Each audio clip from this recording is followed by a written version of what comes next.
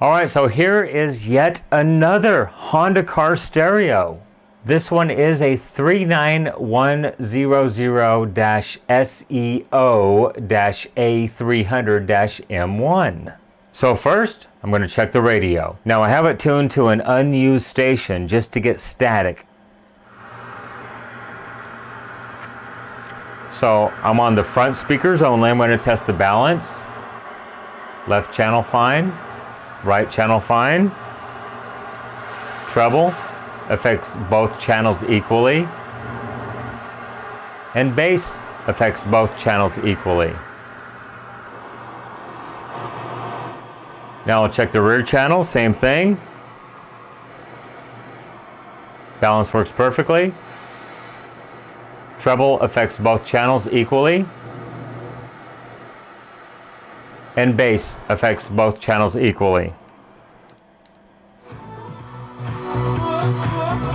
So the radio works perfectly fine. I flexed these modules. I haven't had any issues with the audio cutting out on this unit, so that's perfect. So let's go ahead and test the tape and see if the tape works. And I can tell you the tape does not work. So let's go ahead and pull the tape mechanism out of this unit and see if we can figure out what's going on. Maybe it needs a new belt. Okay, so to take the tape mechanism out of this unit, there are 4 screws. One here, one here, one here, and one back here. You can barely see it in that corner right there. So I'm going to take those 4 screws out, disconnect these 3 connectors and this 1 connector right here, and then the tape mechanism can be lifted out of the unit. All right, screws are out. I've got it partially out. Just very gently pull back, lift out, and the whole mechanism can be taken out of the unit completely. This one might be a virgin, I'm not sure. The tape is intact. So yeah, okay, let's go ahead and take it apart. All right, I've got the mechanism out of the unit and partially disassembled, and let's just test the integrity of the belt. I can hold the motor pulley and very, very easily turn the flywheel. So it's going to need a new belt. I mean, look at how much play there is in the belt right here, just as I barely rotate the pulleys. So yeah, the belt is used up. So next, I'm just going to go ahead and pull these 3 screws out, and we'll peel the belt off of the flywheels and the loading gear back here. So yeah, here is the belt. I can pull it and then release it, and it continues to creep. Okay, so I have a brand spanking new old stock. This is a PRB SCX 16.0. So I want to give it the acetone treatment before I do anything else, but it feels much, much better than the old original belt did. This thing is really elasticy. I can really stretch it from the time it tensions. I mean, I can stretch it out. This new one, time it tensions, a lot more tension on it right there. So let's go ahead and give it the acetone treatment. We'll get it ready. We'll go ahead and give the motor pulley, both the flywheels and the loading gear the acetone treatment as well. Do not worry, acetone will not eat or damage this type of plastic. Okay, so if you haven't seen the acetone treatment, here's how it goes. Get a bottle of acetone, get a regular household paper towel. I fold the paper towel in half right here, and then I'm just going to go ahead and put it up close to the acetone hole, whatever you want to call it. And I'm just going to saturate the paper towel. Next, I'm just going to get my belt, fold it over, and very gently pull it through multiple times. I'm going to move to a new area. I'm going to do this probably 4 or 5 times, and it's going to remove any contaminants from the belt.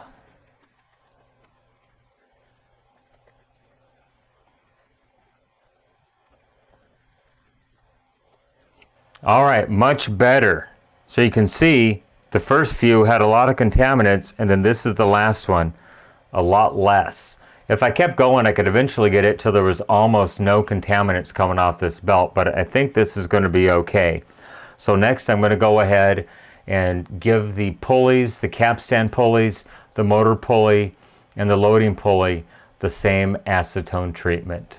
Okay, so I'm going to get my acetone, and first I want to go ahead and try to flatten the end of the cotton swab so it'll get up in the grooves of the pulleys.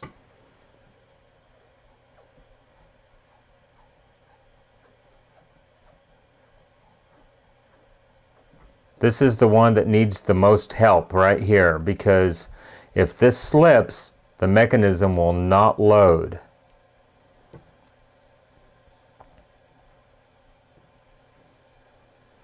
Okay, so that's one go around. So once again, flatten the end. I'm going to hit that loading pulley one more time.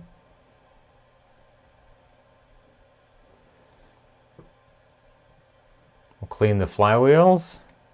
Same exact thing. They're not too terribly critical. They don't have much of a load on them at all. So definitely got some more stuff off there. A lot less than the first go around. I think we're going to be okay. Now we'll put the new belt on. Now I'm going to run it around a few times to get any of the kinks out of the belt. And what I want to do is make sure that the groove in the belt doesn't have a twist. As you can see, there's a twist here, there's a twist here. So I'm going to go ahead and get those twists out real quick. Okay, and just because I touched the belt, I'm going to go ahead and moisten a cotton swab with acetone. And I'm going to go ahead and just clean off the belt, all four sides, just to make sure there's no contaminants on it right now. So what I did is I grabbed a flashlight and I sighted down the belt. It might be kind of hard to see, but I wanted to make sure that there were no twists in the belt when it left one pulley surface and entered another pulley surface. So the belt is absolutely perfectly straight right now. Next, I'm going to get some superfine machine oil. This is Zoom spout oil. You can see how thin it is in here. And I'm going to go ahead and add just a droplet to the motor shaft. Let me zoom in. Okay, so there is the motor shaft as it meets the brass bushing in the motor. So what I'm going to do is try to get just the tiniest little drop of oil. You can see the end of it right there. It's actually just an air bubble.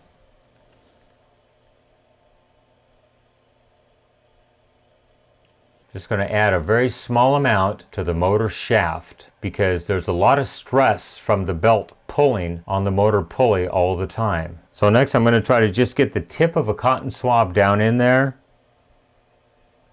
and just let it absorb the excess oil.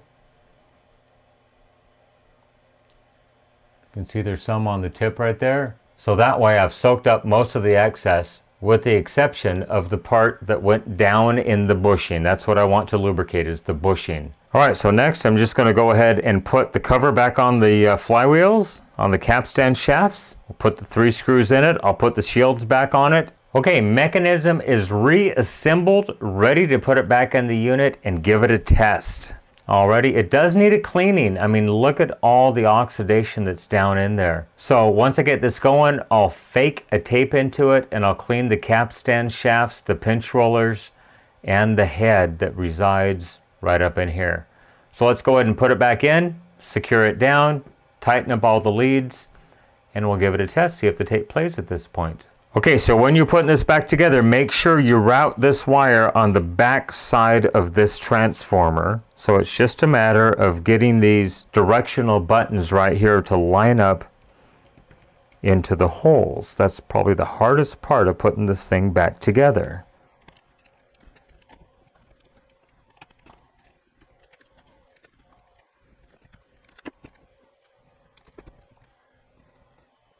Okay, all back in. Let's put the screws in it and give it a test. Okay, so now I need to fool the mechanism into thinking there's a tape in it. Just slide this lever back.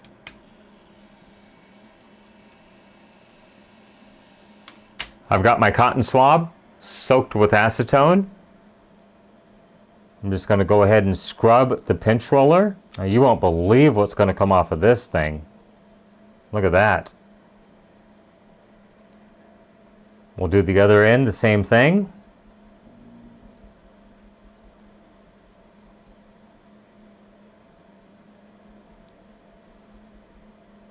Scrub the capstan shaft at the same time. Look at the difference. I'm going to reverse the direction. Now this one's a little bit harder to get to.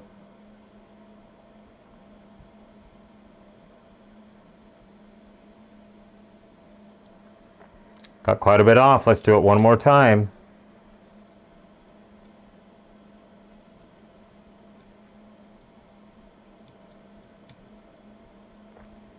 So you can just barely get to the pinch roller down here.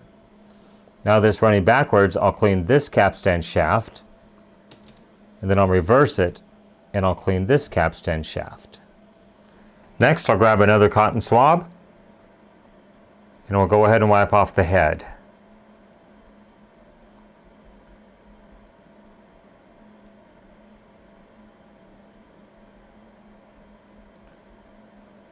Not too bad.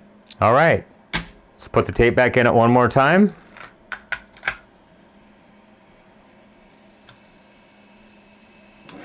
Loads perfectly. It sounds great.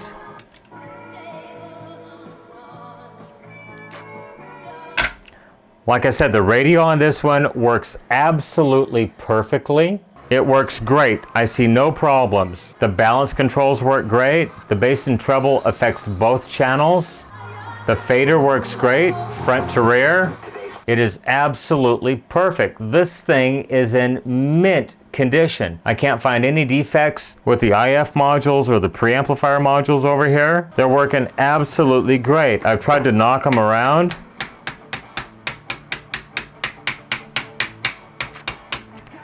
They sound absolutely perfect. So I'm just going to go ahead and get this one reassembled and get it ready to ship back to my customer out of state. Well, once again, I certainly hope you enjoyed this video on the repair of the Honda car stereo.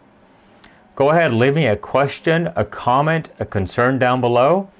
I try to read all the questions and comments and respond when I have time. While you're down there, go ahead and click that subscribe button, like this video, and ring that bell to get future notifications. Remember, with your help, we can try to keep these things out of the landfill, out of the recycle bin, and out of the e-waste facility.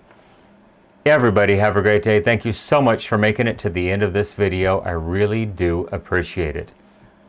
Once again, have a great day. Bye-bye.